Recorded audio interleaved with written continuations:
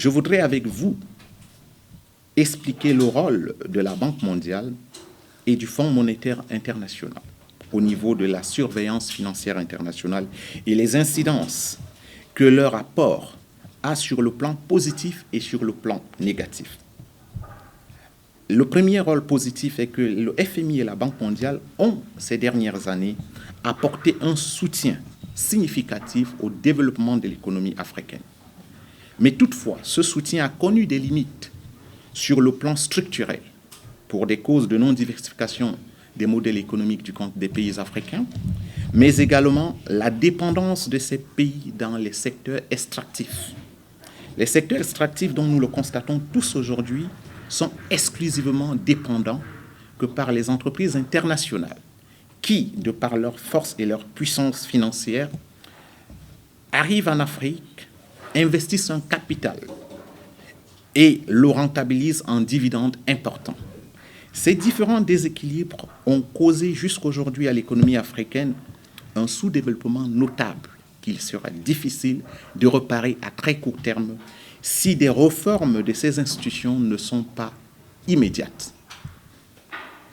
Le point de presse actuel a pour but de situer la responsabilité de ces institutions financières dans la promotion du développement économique.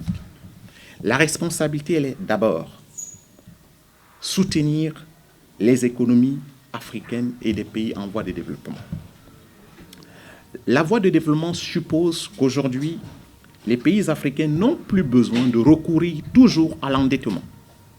Elles ont plus besoin aujourd'hui d'un partenariat sincère avec ces institutions en misant plus sur l'investissement extérieur et en injectant le capital sur le marché local pour permettre aux entreprises du secteur privé de créer de la valeur ajoutée, de conquérir des secteurs lucratifs qui sont exclusivement dédiés aux entreprises internationales et de garantir le bien-être social par une rentabilité certaine à court et moyen long terme.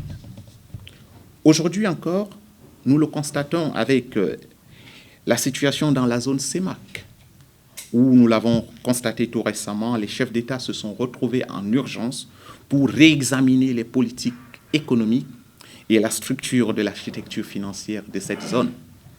Il a été constaté que la dépendance des pays dans les secteurs extractifs, en l'occurrence le pétrole et les autres matières premières, les expose à une facilité de ne pas conjuguer des efforts d'innovation afin de concourir ou de conquérir des secteurs autres que les secteurs extractifs. Lorsque je parle des secteurs autres, je suppose qu'aujourd'hui, l'économie d'un pays ne doit pas dépendre exclusivement que d'un secteur tel que le pétrole, le gaz ou encore les autres secteurs.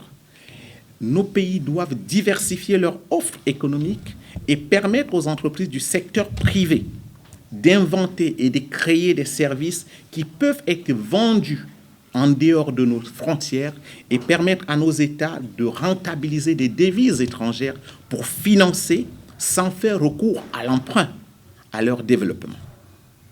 Ce développement ne peut être garanti que par les acteurs du secteur privé.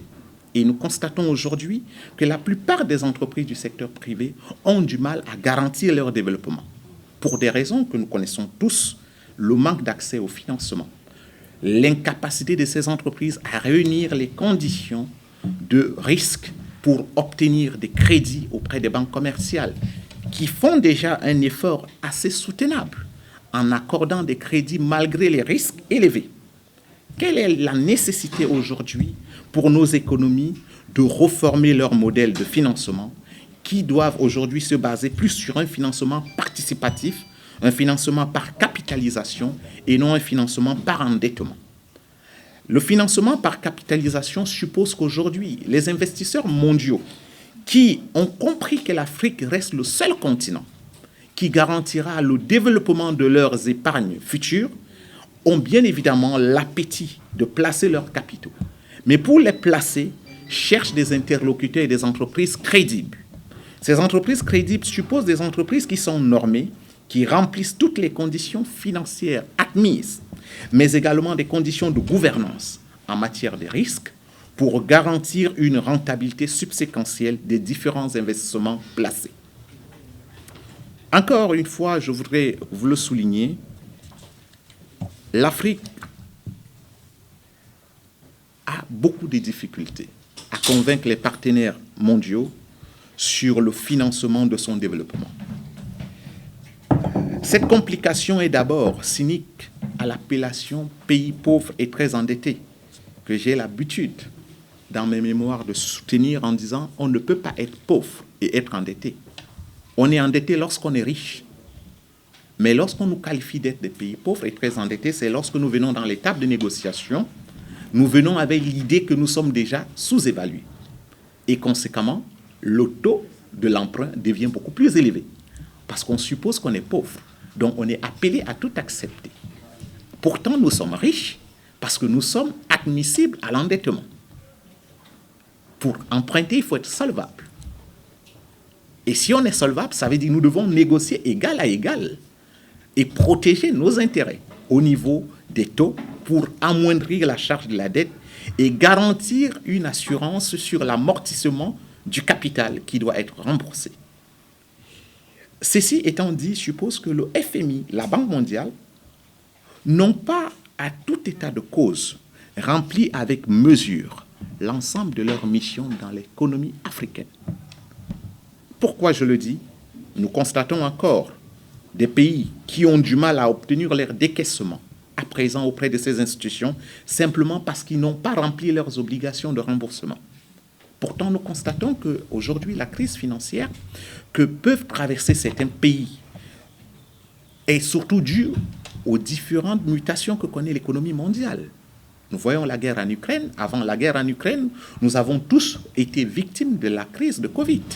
Ce qui suppose que les États ont subi les mêmes conséquences que tous les pays émergents ont pu connaître. Et aujourd'hui, encore une fois de plus, le fait des pays africains de dépendre aux emprunts auprès de ces institutions les soumet obligatoirement à une dépendance en termes de productivité.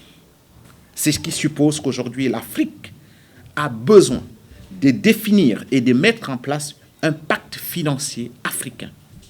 Ce pacte financier doit être subordonné à la création d'un modèle économique africain, un code des investissements référentiels africains pour protéger nos investissements, fixer les conditions qui permettent à ce que les acteurs externes qui arrivent avec du capital puissent à 99% l'investir dans des secteurs de transformation et de production du capital local pour permettre à nos différents marchés financiers d'avoir assez plus d'épargne pour financer le développement de nos États sans recourir à l'endettement extérieur, en l'occurrence en devises étrangères. Je voudrais vous souligner aujourd'hui encore une fois de plus que la dette extérieure de nos États, elle est très lourde. Elle est lourde pour nos économies parce qu'elle est multiforme. Vous avez la dette monétaire et vous avez la dette en crédit fournisseur. Mais la difficulté est que ces dettes, les plupart, sont contractées pour financer la mise en valeur de nos États. Et lorsqu'on s'endette pour une mise en valeur, il est difficile de garantir à l'immédiat la charge de l'amortissement de la dette. Pourquoi? Parce que la plupart des emprunts qui sont supposés créer une valeur ajoutée à l'économie ne le font pas à l'immédiat, mais le font sur le long terme. L'État compte généralement sur des recettes fiscales, mais les recettes fiscales qui ne sont pas le plus souvent bien chiffrées, parce que les entreprises le plus souvent sont du secteur informel. Conséquence, l'État a du mal, sur la base de l'épargne locale, à assurer l'amortissement de ses emprunts avec mesure et avec assurance. Il est obligé quelquefois de recourir à des nouveaux emprunts pour financer l'amortissement des dettes antérieures, ainsi que l'accumulation de sa charge. Ce qui interpelle aujourd'hui, dans tous les pays africains, la responsabilité de nos dirigeants politiques, de par leur capacité à avoir des négociations sincères et franches avec les acteurs du secteur public, en l'occurrence des institutions multilatérales telles que le FMI et la Banque mondiale. L'Afrique a eu une heureuse chance d'avoir une institution panafricaine, en l'occurrence la Banque africaine de développement, que malgré les obstacles qu'elle connaît pour mobiliser les ressources financières dans les marchés d'euro-dollar, continue à soutenir du moins qu'elle puisse le développement de certains pays dans certains secteurs d'activité. Le but de mon point de presse, en tant que banquier d'investissement, est de dire aux acteurs du secteur privé et du secteur public que l'architecture financière aujourd'hui exige que l'Afrique se dote des institutions d'investissement capables de promouvoir, de créer et de défendre la souveraineté financière de nos différents pays, mais tout en mobilisant les capitaux dont nos économies ont besoin et en les injectant dans le secteur privé. Le secteur privé est le seul gage de développement des économies africaines. Sans le secteur privé, l'État ne sera pas en mesure de garantir une croissance économique. Sans le secteur privé, l'État aura du mal à autofinancer certains investissements publics sans recourir obligatoirement à l'endettement.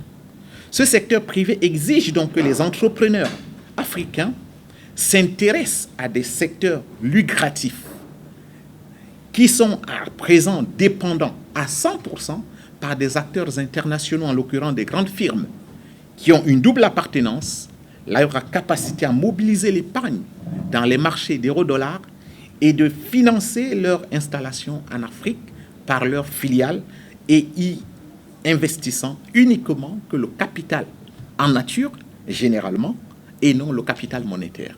Pourtant, les dividendes qui sont réexportés, généralement, sont faits en monnaie locale. Les conséquences des déséquilibres de la balance de paiement et même de la balance commerciale de nos différents pays qui nous créent de temps à autre un déséquilibre social significatif pour nos populations et exigent des réformes claires, sincères et concises. Ces réformes exigent que les institutions financières internationales aient une volonté honnête de travailler de manière collégiale pour permettre à l'Afrique de se doter d'un marché financier communautaire. L'Afrique a l'obligation, aujourd'hui, de se doter d'un marché financier communautaire. Ce marché financier suppose qu'il serait plus facile aux entreprises africaines de mobiliser les capitaux dans un marché africain unifié que d'aller les mobiliser dans des marchés où parfois il y a des limites en matière de normes financières internationales que beaucoup d'entreprises ne peuvent pas remplir parce qu'elles sont la plupart informelles ou ne comprennent pas les réalités de ces différents grands marchés. L'Afrique doit donc se doter d'un marché financier communautaire et permettre à nos États de pouvoir avoir où, lorsqu'ils ont des besoins de financement, peuvent se ressourcer, sans toutefois recourir à la dette extérieure, sans toutefois recourir aux marchés financiers mondiaux tels que de l'Occident, où quelquefois il y a une méconnaissance des réalités de nos économies.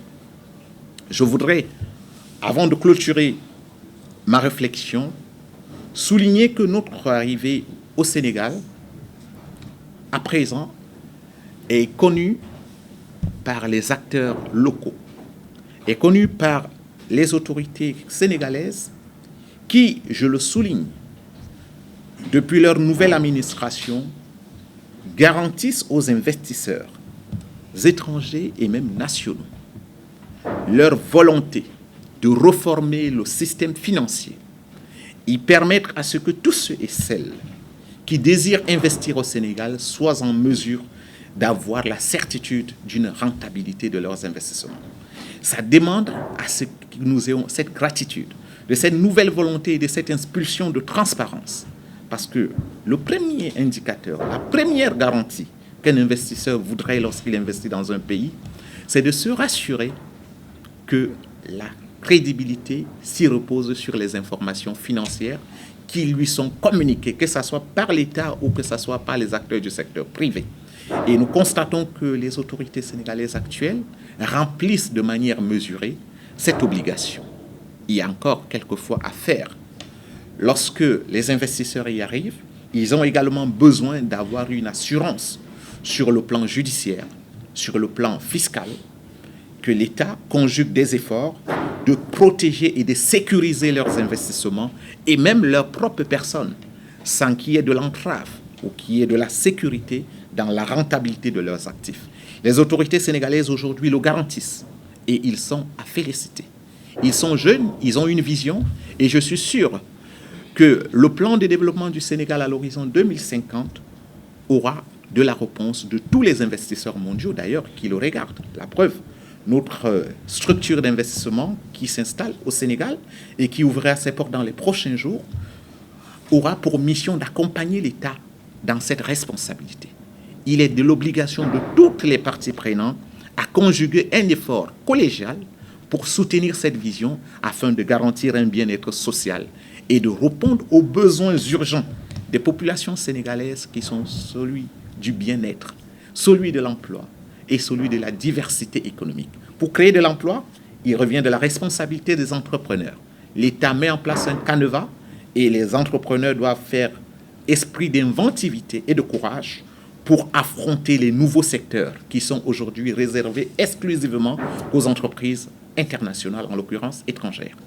Et donc, les acteurs du secteur privé ont une mission pour accompagner l'État et nous avons l'obligation, nous, en tant que structure internationale qui nous installons au Sénégal, de protéger et de soutenir cette vision.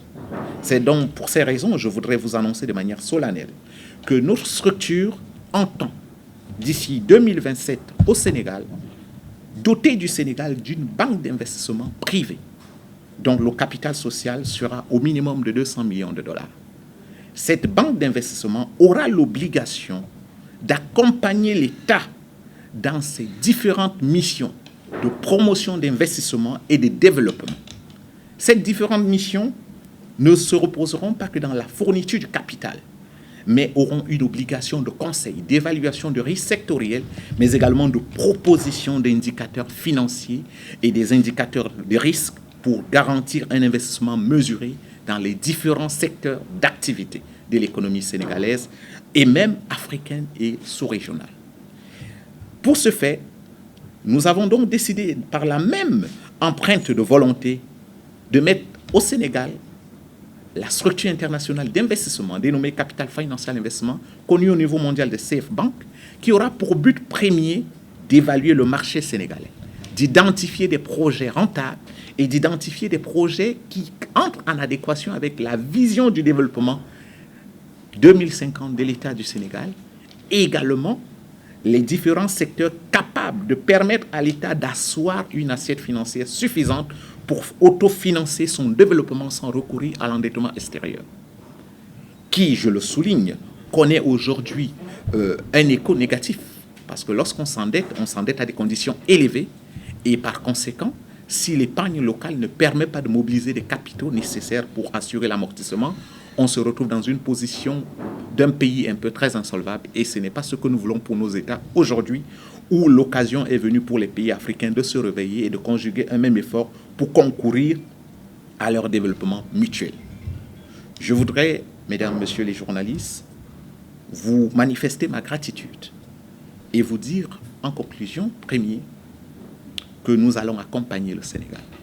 Nous allons accompagner l'Afrique et nous allons défendre les intérêts des Africains, des entreprises africaines, de nos États, en conseillant nos États sur les différentes décisions qu'ils prennent chaque jour pour mobiliser les finances au niveau des marchés mondiaux de capitaux, mais également en fournissant aux entreprises du secteur privé surtout tout un ensemble de conseils, mais aussi de standardisation par une structuration d'un organe de gouvernance financière pour ces entreprises afin de leur permettre d'être des sources de développement sûres de nos différentes économies sur l'ensemble du continent africain. Alors, il faut souligner que nos activités ont connu des mouvements un peu, je ne dirais pas, ont connu des réserves. Ont connu des réserves de par notre propre volonté au niveau international, parce qu'il faut le savoir, à l'époque, il y avait une méfiance. Beaucoup d'acteurs, beaucoup de nos investisseurs trouvaient que le Sénégal était un pays à risque élevé. À l'époque, en 2023 d'ailleurs, lorsque nous étions là. Mais également la configuration du cahier des charges qui nous avait été présenté à cette époque avait plus des intérêts personnels et non collectifs. Et du coup, nous n'avons pas immédiatement trouvé notre intérêt. Mais aussi, certains qui n'ayant vu que nous n'étions pas susceptibles d'accepter toutes ces conditions, en ont saisi d'ailleurs des occasions un peu malheureuses, qui n'ont pas eu tendance à nous mettre face à un engagement renouvelé. Mais heureusement, et ça je vous le dis, s'il n'y avait pas eu des nouvelles autorités, moi qui suis devant vous, je ne serais pas devant vous. J'aurais accepté ouvrir cette filiale dans un pays en guerre que de la mettre au Sénégal, si nous étions repartis en 2023. Si je suis devant vous jusqu'à présent, c'est parce que les nouvelles autorités rassurent. Elles rassurent par leur volonté de promouvoir le développement équitable. Et rassurent par leur promotion de traiter, d'obliger les entreprises à traiter et à communiquer des informations financières crédibles. C'est la première garantie d'un pays émergent. C'est-à-dire une information qui est communiquée doit être sincère, fidèle et crédible. Et on le constate par des réformes, par une volonté manifeste des nouvelles autorités. Même si aujourd'hui on constate qu'il y a encore beaucoup à faire, mais les signaux sont positifs. Et c'est d'ailleurs pour ces raisons que je suis encore aujourd'hui devant vous, parce que nous avons cette confiance et nous pensons soutenir les acteurs politiques qui ont une vision globale et dont le secteur privé sera chargé de la mise en place rigoureuse et mesurée de cette vision qui est globale et dans son exécution. Vous venez de le préciser tout de suite qu'il y a une grande différence entre les banques d'investissement et les banques commerciales. Vous savez, les banques commerciales exigent des pourcentages en retour après investissement. Et vous, en tant que banque d'investissement, qu'exigez-vous en retour des actions ou bien des pourcentages d'investissement? Alors, je vous remercie. Vous savez, les banques commerciales sont subordonnées à une réglementation financière. Elles dépendent en partie de la Banque centrale. La plupart, elles sont subordonnées à une politique monétaire mise en place par la Banque centrale. Déjà, leurs taux d'intérêt sont d'abord subordonnés à un taux directeur mis en place par la Banque centrale qui surveille et coordonne l'action économique monétaire de l'État. Et la Banque centrale, elle est également surveillée par la Banque internationale de la BIR, qui contrôle et surveille les banques centrales. Ce qui suppose que les banques commerciales, en réalité, peuvent avoir une volonté d'accorder des crédits à des taux beaucoup plus préférentiels. Mais il y a un risque, je venais de vous le dire, lorsque des entreprises du secteur privé traitent, communiquent parfois des informations avec omission de sincérité, il est difficile pour une banque qui mobilise l'épargne locale de placer ses capitaux dans ces entreprises à des conditions beaucoup plus limitées, c'est-à-dire à des conditions favorables. C'est le risque de ne pas être en mesure de recouvrir l'épargne de leurs clients qui les amène non seulement à mettre un taux beaucoup plus élevé. Et ce taux, il faut le comprendre, ce n'est pas de leur volonté. Elles peuvent faire mieux si elles avaient les possibilités, mais elles sont contraintes par une exigence de risque. Dans un taux d'intérêt, les banques commerciales donnent plus de crédits, alors qu'une banque d'investissement, ce n'est pas sa mission. La banque d'investissement n'a pas pour rôle de donner des crédits. D'ailleurs, elle n'en accorde pas. Vous comprendrez que les banques d'investissement sont plus dans le financement structuré. Elle a pour mission de structurer et d'exécuter les financements complexes pour le compte des entreprises qui ont des besoins de capitaux. Maintenant, ces structurations se coordonnent par des modèles financiers qui correspondent aux normes financières internationales, mais aux aspirations de développement des entreprises. Une entreprise qui veut se financer a plusieurs modèles. Aujourd'hui, vous verrez que la plupart veulent d'abord le modèle de l'endettement, pourtant ils ne remplissent pas les conditions. Le modèle des banques d'investissement entre dans le modèle de la capitalisation, de la prise de participation ou encore de la joint venture ou de l'equity. Donc, les banques d'investissement offrent aux entreprises plus de possibilités d'aller dans un partenariat de développement que dans un partenariat d'endettement. Ce qui fait que les banques d'investissement ne mettent pas en place des taux d'intérêt. Non, non, non. Elles se basent sur des taux de rentabilité issus des projets. Si j'investis dans une entreprise, je dois me rassurer que cette entreprise elle est rentable. Pour me rassurer qu'elle est rentable, il est nécessaire que je mette en place un organe de gouvernance et de surveillance qui me rassure que cette entreprise, son activité va garantir la rentabilité du capital placé. Ce qui fait que les entreprises, lorsqu'elles bénéficient de l'accompagnement des institutions d'investissement au niveau mondial, ont plus de souplesse. Pendant qu'elles doivent travailler pour rembourser, pour celles qui s'endettent, Les autres travaillent plutôt pour permettre aux investisseurs de rentabiliser le capital placé. Je ne sais pas si je reprends votre question.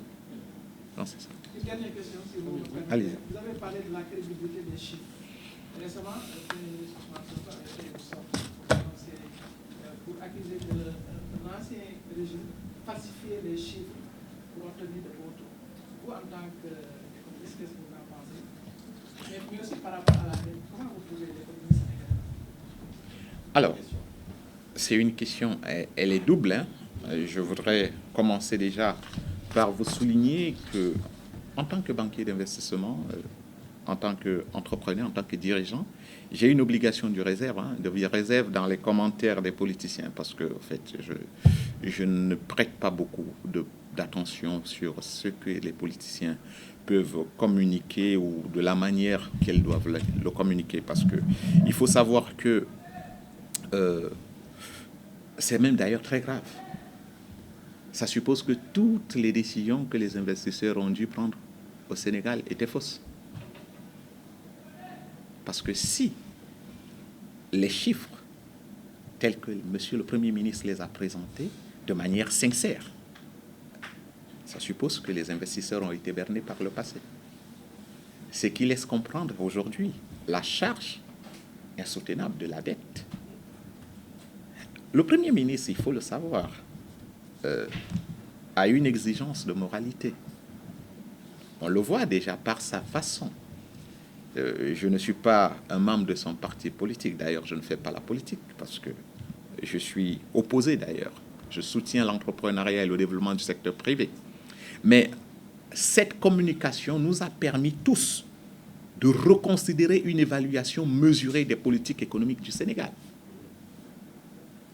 et de se rassurer et reconsidérer les anciennes décisions qui ont été prises. C'est d'ailleurs pour ces raisons, nous qui étions dans l'ambition immédiate de mettre en place au Sénégal une banque d'investissement, avons immédiatement compris qu'il fallait commencer par une étape liminaire de société d'investissement et maintenant travailler de manière collégiale avec l'État et déterminer les axes de la mise en place d'une institution, en l'occurrence une banque d'investissement, pour pouvoir épouser leur vision et soutenir leur développement. En ce qui concerne votre deuxième question, je ne sais pas si j'ai répondu à la première, qui est la situation de la dette du Sénégal. Je voudrais déjà vous souligner que lorsqu'on parle de la dette, beaucoup pensent que c'est de l'argent qu'on a donné au Sénégal et qu'ils n'ont pas remboursé. Attention, la dette, elle englobe beaucoup de paramètres, surtout une dette publique. La dette, elle est multiforme. Vous avez des partenariats publics-privés, d'ailleurs, que j'estime que nos États ne doivent plus accepter n'importe comment, qui constituent l'endettement. Parce que lorsqu'on construit une route par un acteur privé, je prendrai un exemple chinois ou français ou belge ou américain, qui finance l'investissement et que sur le long terme, il doit rentabiliser l'investissement par les péages et tout ce que nous pouvons observer, on endette le peuple à long terme.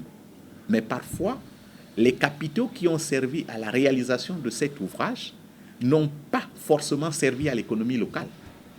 Les capitaux ont été redépensés dans les marchés développés et seuls les équipements sont arrivés dans l'économie locale.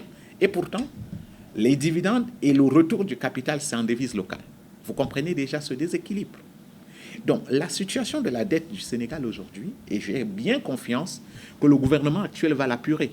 Elle a d'ailleurs des politiques d'investissement et une politique économique qui laisse entendre que par la mobilisation rigoureuse des recettes fiscales, elle sera à mesure d'amortir avec honnêteté et intégrité la dette actuelle, qui, je le souligne, n'est pas qu'un capital monétaire, mais vous avez les crédits fournisseurs, vous avez une multiforme de postes qui englobe cette dette, qui laisse entendre qu'elle est énorme, mais ce n'est pas forcément le capital monétaire qui a été mobilisé pour constituer la dette. Il y a beaucoup de facteurs. Et donc, sur la base de ces facteurs, je suis certain que l'État va restructurer de manière interne et de manière objective ces dettes pour déterminer la réalité. Parce que le problème n'est pas de parler de la dette, mais il est nécessaire de se rassurer de la réalité de la dette et des conséquences qu'elle a pu avoir dans l'économie locale et la valeur ajoutée qu'elle a pu créer Ce sont ces trois conditions qui doivent être évaluées avant de se permettre d'accepter et de supporter la charge qui en résulte.